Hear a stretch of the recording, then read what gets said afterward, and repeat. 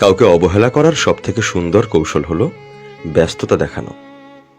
একটা সম্পর্কে ব্যস্ততা শব্দটার কোনো স্থান নেই। সত্যিকারের প্রিয় মানুষটা শত ব্যস্ততার মাঝেও খোঁজ খবর নেবে, তোমায় সময় দেবে। কি করছো, কেমন আছো, খাবার খেয়েছো কিনা, তোমার শরীর সুস্থ আছে কিনা।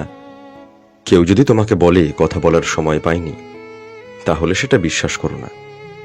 সময় ঠিকই পেয়েছিল, কিন্তু মানুষটা তোমার জন্য সময় ব্যয় করতে চায়নি। আর এটাই হলো সত্যি কথা।